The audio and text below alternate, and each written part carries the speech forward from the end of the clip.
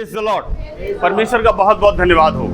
परमेश्वर का अनुग्रह है कि हम लोग इस फैमिली जो संडे में यहाँ पर हैं, प्रभु का वचन को अगर हम लोग ने ध्यान से अगर पढ़ा है, परमेश्वर का आत्मा के द्वारा अगर हमने बाइबल की रीडिंग करी है, तो हमने एक चीज को देखा। परमेश्वर ने जब सृष्टि की रचना करी, जब सृष्टि की रचना की, तो वहां पर हमने एक चीज को देखा। परमेश्वर ने सब कुछ बनाया, सबको बोला अच्छा है, बोला है उसने। जो भी बनाया, जो कोई चीज बनाता गया, उसने बाद में बोला बढ़िया है, अच्छा है। और फिर भी सब कुछ बनाने के बाद भी बाइबल बताती है कि जब उसने कुछ कमी पाई, उसमें सारी सृष्टि को बनाने के बाद में कुछ कमी पाई, और तब उसने कहा कि हम आओ, अब हम क्या करें, मनुष्य को बनाएं, मनुष्य को बनाएं। और मनुष्य को बनाने के लिए उसने कहा हम अपने स्वरूप में बनाएं। लिखा हुआ है, जो ज्ञानविद लोगों ने बाइबल का अध्ययन किया तो ये पाया है कि पिता, पुत्र और पवित्र आत्मा बाइबल की पहले आयत से लेकर के आखिरी आयत तक हैं। कहीं पर प्रत्यक्ष रूप से, कहीं पर अप्रत्यक्ष रूप से। पुराने नियम में पिता परमेश्वर की ओर से व्यवस्था लागू हुई और परमेश्वर एक पिता के रूप में, यहोवा परमेश्वर के रूप में उत्पत्ति से लेकर के मलाकी की पुस्तक तक काम करता रहा। उसके बाद और जो पवित्र आत्मा था वो उनके अंदर समा करके काम करता रहा। उसके बाद जो मत्ती, मरकुस, लूका, यूहन्ना में यीशु मसीह, जो कि पहले भविष्यवक्ताओं के द्वारा उजागर हो रहा था, वो स्पष्टीकरण के रूप में सुसमाचारों के द्वारा मत्ती, मरकुस, लूका, यूहन्ना में सुसमाचारों के द्वारा ऊपर आ गया। उसके बाद बुक ऑफ एक्ट्स को खोला गया, प्रेरितों के काम की पुस्तक 2 अध्याय उसकी पहली आयत से लेकर के आज तक जो पवित्र आत्मा को देखा गया है, पवित्र आत्मा के काम को देखा गया। हमारा कहने का मतलब है कि ये तीनों ही लोग समा गए, एक साथ चर्चा करने लगे, बात किया, उन्होंने बोला। उसके पहले लिखा हुआ है वचन के द्वारा वो बोलता चला गया, लेकिन जब मनुष्य को बनाने लगा तो उसने कहा कि आओ, यानी बात करने लगा। उसने इसके पहले नहीं कहा कि चलो पशु पक्षी को बनाएं, आओ हम पशु पक्षी को बनाएं। उसने जब मनुष्य को बनाने लगा तो उसने कहा आओ हम क्या करें, मनुष्य को बनाएं। और कैसे बनाएं? अपने स्वरूप में बनाएं। मनुष्य को बना दिया, अपने स्वरूप में बना दिया। बनाने के बाद में मैं जल्दी से जल्दी आगे बढ़ूं तो लिखा हुआ है कि उसके अंदर, उसके नथनों में अपना सांस फूंक दिया। अपने सांस को फूंकने के बाद मनुष्य खड़ा हो गया, आदम उठ के खड़ा हो गया, बात करने लगा, उसके अंदर सांस आ गई। प्रभु का वचन बताता है फिर उसने क्या किया, फिर भी आदम को देखने के बाद फिर उसने बात करी। नहीं, आदम का अकेला रहना अच्छा नहीं है। सुनो, आदम का अकेला रहना अच्छा नहीं है। परमेश्वर सृष्टि की रचना कर रहा था, लेकिन बाइबल बताती है कि वो एक परिवार की भी रचना करने लगा। और उसने आदम को बनाने का, आदम को गहरी नींद में सुला दिया। आदम ने कोई क्वेश्चन उससे नहीं किया और आदम को गहरी नींद में सुला दिया। गहरी नींद में सुलाने के बाद आदम के अंदर से एक पसली निकाल करके हव्वा को बना दिया और उनको अदन की वाटिका में रखा। प्रभु का वचन बताता है उस वक्त उसकी जो बखान किया गया है, अदन की वाटिका का वर्णन जो किया गया वो अति महत्वपूर्ण है। उसको अगर हम ध्यान से पढ़ेंगे, कितनी सुंदरता के साथ में, संपूर्णता की एक जगह, परमेश्वर उनके पास मिलने आ रहा है, बराबर बात कर रहा है, सब कुछ वहां पर दिखाया गया। और वहां पर वो दोनों ही लोग रहते थे। आदम को अधिकार के साथ में रखा गया और एक परिवार की स्थापना वहां पर थी, जिनको परमेश्वर ने, क्योंकि आदम ने बोला ये मेरी हड्डियों में की हड्डी है, और वहां पर उसको एक साथ रखा गया। अब वो उनसे मिला रहेगा, ये भी बोला उसने, आदम ने बोला, ये अधिकार आदम को दिया प्रभु ने, परमेश्वर ने। उसके बाद क्या हुआ मैं आपको फिर बताना चाहता हूं। संसार के अंदर पहला परिवार जो आदम का था, उस पर किसकी नजर थी? शैतान की। और शैतान भी वहां पर उस नजर को रख रहा था। परमेश्वर ने जबकि उससे मिलने आ रहा, मैं इन दिनों में जो मैसेज की ओर जो मैं देख रहा था, तो एक संदेश बार बार आ रहा कि प्रभु के लोगों, हमारे पास दुआ है, हमारे पास मसीह है, हमारे पास जो हमारी जो शेड्यूल में यीशु मसीह का जो मसीही जीवन है, उसके बावजूद भी हमारे जीवन में शैतान की एंट्री है। मैं आपको एक बात बताना चाहता हूं, आदम की वाटिका में आदम हवा डेली परमेश्वर से बात करते थे, ठंडे समय मिलते थे। उसके बावजूद भी एक समय ऐसा था जहां पर शैतान ने एंट्री मार लिया। समझ रहे क्या? शैतान की एंट्री हो गई और वो बात करने टाइम मिल गया। यानी कि इतना सब कुछ होने के बावजूद भी वहां पर शैतान की एंट्री थी और उसने जा करके क्या कर दिया मालूम है? कहां से उसने बात करना शुरू किया मालूम है आपको? आप समझ सकते हैं कहां से बात कर? कोई बता सकता है क्या? हमारे बीच में कम से कम 10 लोग कम से कम प्रचार करने वाले हैं, मुझे मालूम है। मैं ये नहीं कह रहा कि वो उनके ऊपर सवाल नहीं है। कई बार ऐसा होता है मैं बैठे रहता हूँ, अब आपके दिमाग में क्या चल रहा है मेरे को भी नहीं पता होता है ना? तो ऐसे ही है। तो आखिर में शैतान ने एंट्री किस माध्यम से करी हवा के पास में? जरा कोई बता सकता है? अकेले हुई, ये भी बात सच है, लेकिन उसने जानते किस माध्यम से बात करी? पवित्र शास्त्र के माध्यम से, वचन के माध्यम से जो परमेश्वर के मुंह से निकलता था। उसने कहा, क्या परमेश्वर ने तुझसे कहा है कि इस वृक्ष के फल को खाएगा तो तू मर जाएगा? वचन को बताया। उसने कहा हाँ ऐसा ही है, अगर इसको खाएंगे तो हम मर जाएंगे। वचन के द्वारा बात करना शुरू कर दिया। फिर कहने लगा, उसने वचन के पैरेलल एक और वचन रख दिया। उसने कहा, अरे वचन को, अरे मेरी बात सुनो, इसको खाओगे मरोगे नहीं, बल्कि तुम्हारी आंखें खुल जाएंगी।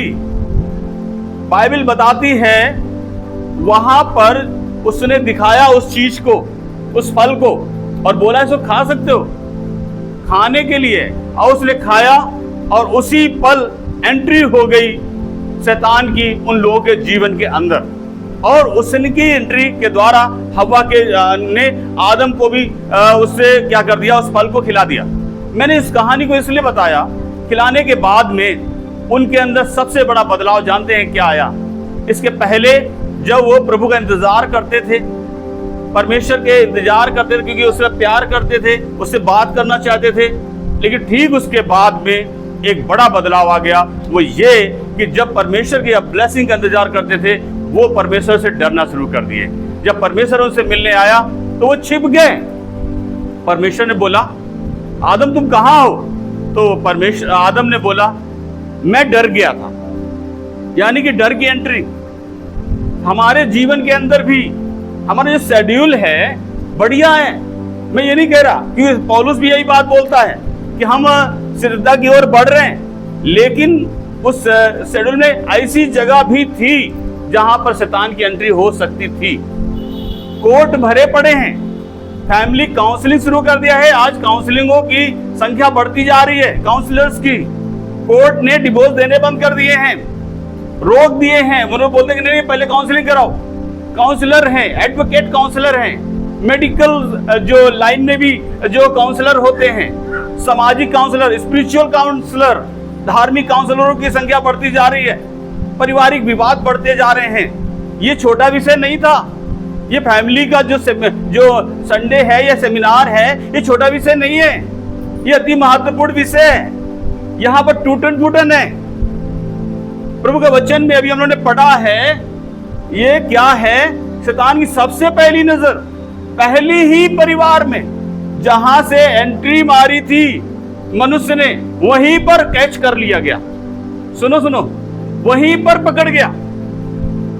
उसके बाद भी प्रभु का वचन बोलता है, परमेश्वर की हम और आप को मैं ये बताना चाहता हूं, पहले ही परिवार को कैप्चर कर लिया गया। और वो आशीष जो परमेश्वर देता था, वही परमेश्वर के द्वारा उनके जीवन में श्राप मिलना शुरू हो गया। और उसने बोला, परमेश्वर बोलता था, तुम आदम, तुमको अधिकार दे रहा हूं मैं, तुम यहाँ पे सारे फलों को खाओ, इनके नाम भी रख सकते हो, सब पर अधिकार है आदम तुम्हारे। लेकिन वही परमेश्वर ने फिर बोला, आदम तुम इस अदन की वाटिका से बाहर हो जाओ। बाहर कर दिया और उनको श्राप का भागीदार बना दिया। हमारा जो कनेक्शन है परमेश्वर के साथ में, वहां पर कोई और एंट्री के कारण वो टूट गया। प्रभु का वचन बता, परिवार का बिखराव पहले ही दिन से शुरू हो गया, पहले ही परिवार से शुरू हो गया शैतान की एंट्री। ये गंभीर विषय था। आज की डेट में अगर हम उस आदन की वाटिका से लेकर के आज की डेट में देखें तो आज भरमार है, फैमिली कोर्ट्स भरे पड़े हैं। यही नहीं, ऑल इंडिया हर जगह लोगों विवाह से, मैरिज से, मैंने देखा है लोग मैरिज से डरने लगे हैं, परिवार से डरने लगे हैं, परिवारों से डरने लगे हैं। क्यों? कहते नहीं नहीं नहीं नहीं भैया, ये नहीं करना है मुझे। क्यों? प्रभु का वचन इस बात के लिए बोलता है, एक ऐसा कनेक्शन जो अभी हमने पढ़ा यूहन्ना रचित सुसमाचार 15 अध्याय में, प्रभु के वचन में लिखा हुआ है, यूहन्ना रचित सुसमाचार 15 अध्याय उसकी 1 से लेकर 6 तक में लिखा हुआ है, एक ऐसा कनेक्शन लिखा है, मैं दाखलता हूं और तुम डालियां हो, और जो डाली मुझ में है नहीं फलती वो उसको क्या करता है? छांटता है, और नहीं फलती उसको छांटता नहीं, उसको काट डालता है। छांटता नहीं है, उसको काट डालता है, और जो फलती है उसको छांटता है। Praise the Lord. समझ रहे क्या? प्रभु के वचन को ध्यान से सुने। परमेश्वर के वचन में लिखा है, छांटा उसको जाता है जो फल रही है, और काटा उसको जाता है जो नहीं फल सकती। मैंने देखा है यहां पर काफी लोग ऐसे बैठे हैं जो पौधों से प्यार करते हैं। सरकार आंटी को देखा मैंने, इस रेखा राजन को देखा मैंने, और वैसे परिवार हमारे घर में रोशनी है, ऐसे कई परिवार है, मैं ठीक से बता नहीं पा सकता हूं, बाकी लोग इन लोगों को जानता हूं। मैंने देखा है पौधों के प्रति पूरी जी जान से लगे रहना। रोशनी हमने देखा पौधों से बहुत प्यार करती है, लगी रहती है, मतलब अच्छी तरीके से। आपको मालूम है छटाई आप लोग करते हैं किसकी? जहां जो फलता है, डेवलप होता है, उसको और अच्छी तरीके से छांटने की कोशिश करते हैं। ये हटाओ, अच्छे से मेरा पौधा बहुत अच्छा डेवलप होगा, अच्छे फल देगा।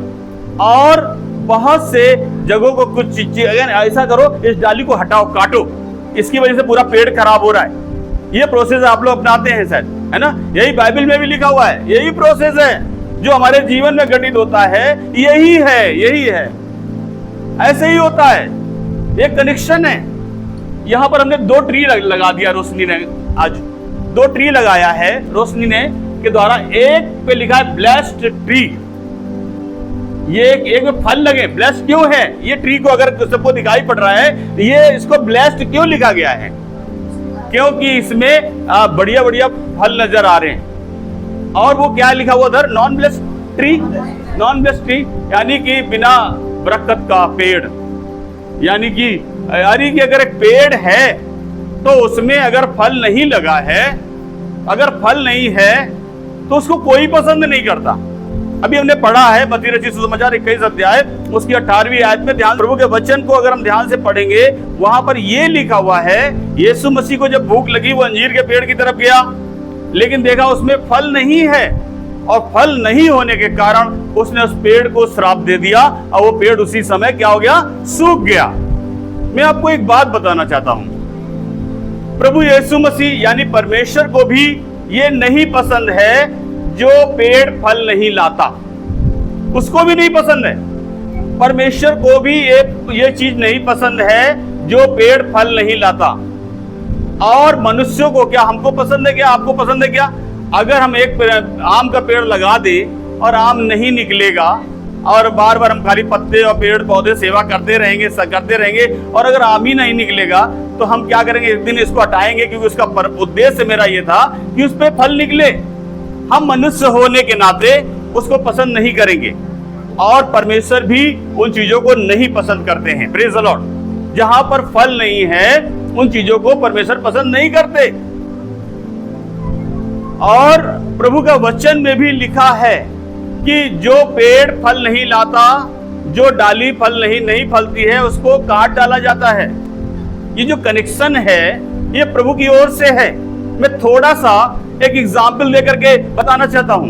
मेरा कहने का मतलब ये जो 2 ट्री हैं, यहां पर एक ब्लेस्ड एक नॉन ब्लेस्ड। अगर इस पेड़ की सेवा किसी ने करी होगी तो इसमें खूब फल लगा है। ऐसे ही है हमारे जीवन में। ये जो परिवार है, ये फैमिली जो है, ये परिवार भी एक पेड़ की तरह है। कोई तना है, कोई उसकी डालियां हैं, कोई उसका फल है, सब फल भी है। यानी कि उसका जो जीवन, ये पेड़ है एक आशीषित परिवार को भी दर्शाता है। और जो नॉन ब्लेस्ड ट्री है वहां पर क्या है कि एक जो नॉन ब्लेसिंग फैमिली, मैं ये नहीं कह रहा कि कौन ब्लेस है कौन नॉन ब्लेस है, कौन ब्लेसिंग नहीं पाया हुआ है। हमारा कहने का मतलब ये है कि हम कनेक्टेड हैं। यूहन्ना रचित सुसमाचार 15 अध्याय में ये बात लिखी है। हमारा जो जुड़ाव आदम के समय परमेश्वर के साथ था वो अदन की वाटिका में रहने का था। शैतान की वजह से अदन की वाटिका से बाहर जाने का हो गया। ऐसे ही अदन के वहां पर भी है। मैं कुछ छोटा सा एग्जाम्पल देकर के बंद करना चाहता हूं। मैं चाहता हूं एक जन कोई इधर आ जाए। मैं चाहता हूं आप अमित आ जाओ, अमित आ जाओ प्लीज। मैं मतलब चाहता हूं, थोड़ी हेल्प चाहता हूं आपसे। मैं चाहता हूं आप आ जाइए थोड़ा सा। और मैं जरूर से जरूर इसलिए बुला रहा हूं, मैं देख रहा हूं कि कौन, इधर आ जाइए अमित जी, जरूर से जरूर। मैंने अमित को देखा, मैं सोच रहा हूं कि मैं इनको थोड़ी देर के लिए ये कल्पना कर लेता हूं कि अमित जीसस क्राइस्ट है, यीशु मसीह है। मैं मान लेता हूं ये यीशु मसीह है, ये एग्जाम्पल के तौर पर। आप ऐसे खड़े हो जाइए, ऐसे खड़े हो जाइए, ठीक है। ये यीशु मसीह है, हमने मान लिया ये यीशु मसीह है। अब मैं एक परिवार को बुलाना चाहता हूं। परिवार में पूरा लोग दिखाई पड़ रहे हैं, वो पिंटू भाई है। पिंटू भाई को बुलाना चाहता हूं। पिंटू भाई आप आ जाइए, प्लीज आ जाइए, प्लीज प्लीज।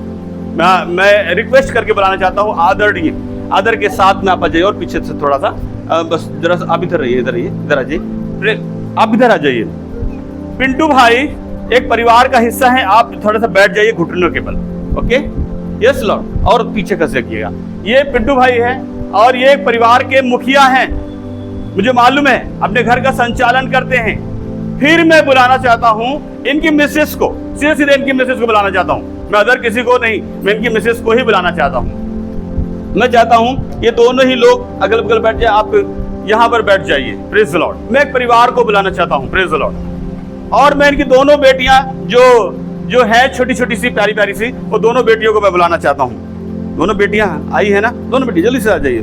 जो इनकी दोनों बेटियां हैं, आप ऐसे बैठिए, बैठ जाइए, बैठ जाइए, बैठ जाइए, बैठ जाइए, बैठ जाइए। आप उधर, और तो उधर बैठ जाओ, तुम थोड़ा उधर बैठ जाओ। आप भी हैं इन्हीं के? अच्छा, बीच में बैठ जाइए। 3 बच्चे आपके? ओके, ठीक है। मुझे नहीं मालूम था, मैं 2 ही समझ रहा था। Please Lord. आप सुने सुने सुने, मैं कुछ बताना चाहता हूँ। मेरा किसी वो बात नहीं है। यहाँ पर आप एक सीन देख रहे हैं। हमारा बताने का उद्देश्य ये है, आज फैमिली संडे है। आपको और हम अपने आप को एक बात बताना चाहते हैं, परमेश्वर की उपस्थिति हमारे जीवन में होना बेहद जरूरी है। यूहन्ना 15:1-6 को पढ़िएगा। बाइबल में लिखा हुआ है, मैं क्या हूं? दाखलता हूं। मैं दाखलता हूं, जस्ट लाइक जीसस क्राइस्ट। मैं दाखलता हूं और तुम क्या हो? डालियां हो। मैं चाहता हूं पिंटू भाई आप इनका एक हाथ पकड़ लीजिए, ठीक है, बस बैठे रहिए। मैं दाखलता हूं, तुम डालियां हो। और पिंटू भाई का एक हाथ आप इधर पकड़ लीजिए, आप उस साइड में पकड़ लीजिएगा। और ठीक है, तो ये कनेक्टेड हैं इससे। और दूसरी चीज है, फिर इनका परिवार कनेक्टेड है, एक दूसरे के बच्चे हाथ पकड़ दो तुम लोग, ठीक है। तो ये परिवार एक ऐसा परिवार है जो कनेक्टेड है खुदावन से, जस्ट लाइक जीसस क्राइस्ट। मैं दाखलता हूं, तुम डालियां हो। और जो डालियां फलती है उनको परमेश्वर क्या करते हैं? छांटते हैं ताकि वो और फले। समझ रहे क्या? प्रभु का वचन को ध्यान से सुने। आप सुने इस बात के लिए। आप अमित बीच में आ जाइए। मेरा कहने का मतलब ये है, ये वो परिवार है हमारे जीवन के अंदर। हम अक्सर कर एक पोस्टर लगाते हैं कि इस परिवार का मुखिया यीशु मसीह है। आपकी सारी कंट्रोलिंग पावर यहां से आ रही है। हमारी सारी कंट्रोलिंग पावर यहां से आ रही है। अगर यहां से आ रही है तो वो यहां से आकर के यहां पर पहुंचेगी। समझ रहे क्या? यहां से पहुंच करके यहां पर पहुंचेगी और यहां से पहुंच करके यहां से पहुंचेगी। और ये परिवार को कभी भी ये एक कवर्ड हो जाएगा, अपने आप से सर्वशक्तिमान ईश्वर के सुरक्षा के बाड़े में पाया जाएगा। समझ रहे क्या? और हमेशा ही एक आशीषित परिवार के रूप में पाया जाएगा। क्योंकि हमें ये कहने की बात नहीं कि इस परिवार का मुखिया यीशु मसीह है, परंतु ये कहने की बात है इनके द्वारा इनका हाथ पकड़ने का कारण इनके मिसेस तक जाएगा और इनके मिसेस के द्वारा हाथ पकड़ने का कारण इनके बच्चों तक जाएगा। और ये लिखा हुआ है, बाइबल में लिखा हुआ है, मैं तुम्हें पुश्तो दर पुश्त आशीष देने वाला हूं। Praise the Lord, hallelujah. और ये आशीष परमेश्वर की ओर से मिलने वाली है। God bless you, thank you. आप अपनी जगह जा सकते हैं। आप पूरा परिवार थे इसलिए मैंने आपको बुला लिया, ठीक है। Thank you. जोरदार तालियां भाई लोगों के लिए, आपके सपोर्ट के लिए मैं बहुत बहुत धन्यवाद देना चाहता हूं। मैं वचन को समाप्त करूं। वचन को समाप्त करूं, उसके पहले मैं ये बताना चाहता हूं कि हम कहीं भी रहें, संसार के अंदर एक मसीही परिवार के रूप में अगर हम हैं, तो हमारा जो कनेक्शन है ये जीसस के साथ में रहना चाहिए। हम एक अच्छे मसीही परिवार हैं, हम अच्छे मसीह यूथ हो सकते हैं, अच्छे मसीह बच्चे हो सकते हैं, अच्छे मसीह बुजुर्ग हो सकते हैं हमारे परिवारों में। ये सब लोग परिवार का हिस्सा हो सकते हैं। हर एक की अपनी एक रिस्पॉन्सिबिलिटी है, जिम्मेदारी है। वहां पर उस जिम्मेदारी के साथ में आपको खड़े होना है, जुड़े रहना है। अलगाव शैतान की ओर से आया, बाइबल में भी हमने पढ़ा, अलगाव शैतान की ओर से आया, और जुड़ाव क्या है? यीशु मसीह की ओर से आया है। प्रेज़ द लॉर्ड, है ना? क्या यीशु मसीह की ओर से जुड़ाव आया है? Praise the Lord. इसलिए उस जोड़ को जो प्रभु के, जो हमें सीधे सीधे परमेश्वर से जोड़ता है, इस जोड़ को अलग नहीं होने देना है। Praise the Lord, hallelujah. हमें क्या करना है? परमेश्वर ऐसे करे हुए लोगों से प्रसन्न होते हैं। Praise the Lord, hallelujah. हमें ऐसे होकर के प्रसन्न होते हैं। हमें बिखराव वाली अवस्था से परमेश्वर कतई पसंद नहीं करते। आशीष की बजाय हमारे परिवार में श्राप आ सकते हैं। हमें प्रभु ने आशीष देने के लिए बुलाया, आदम को आशीष देने के लिए बुलाया, लेकिन एंट्री शैतान हमेशा नजर है। उसके बाद भी कई चीजें हैं बताने के लिए, समय अलाउ नहीं कर रहा है प्रियजनों, क्योंकि हम समय से काफी ज्यादा आगे बढ़ चुके हैं। इसलिए प्रियजनों, हम इस बात को करें कि वो परमेश्वर भी नहीं पसंद करते हैं। अंजीर के पेड़ में फल ना होने के कारण यीशु ने कहा अभी सूख जाओ, और अभी सूख गया। अगर हमारे अंदर फल नहीं होंगे, अगर हमारे अंदर प्रभु फल नहीं देख रहे हैं, तो हमको सूखने के लिए श्राप मिल सकता है उसी परमेश्वर से जो हमारे लिए आशीष का स्रोत बन सकता है। जहां से आशीष आ सकती है वहीं से श्राप आने लगेगा। हम सोचेंगे यहां से तो आशीष आनी चाहिए थी, लेकिन वहीं से श्राप आने लगेगा। आदम के जीवन में भी वही हुआ, जहां से आशीष आती थी वहीं से श्राप आने लगा। वहीं से बाहर निकलो वाला रास्ता, जिसने कहा था एंट्री करो, वो वहीं से उसने कहने लगा बाहर निकलो। हमको प्रभु देना चाहता है और वो फिर लेना शुरू कर देगा। प्रियजनों, हम परिवार, हम कलीसिया भी एक परिवार है। मैं शुक्रगुजार हूं परमेश्वर के अनुग्रह के लिए। हम अपनी आंखों को बंद करें, अपनी आंखों को बंद करें। अगर आप परिवार के साथ में है, हमारे दिल में हमारा परिवार है, आपके दिल में आपका परिवार है, आपकी योजना है।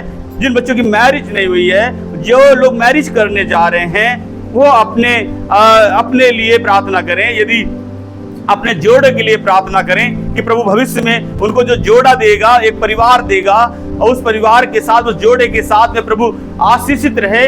प्रार्थना करिए, प्रार्थना करिए। आप अपनी जगह पे खड़े हो जाइए, प्रार्थना करिए उस चीज के लिए जो परमेश्वर आपको देना चाहते हैं।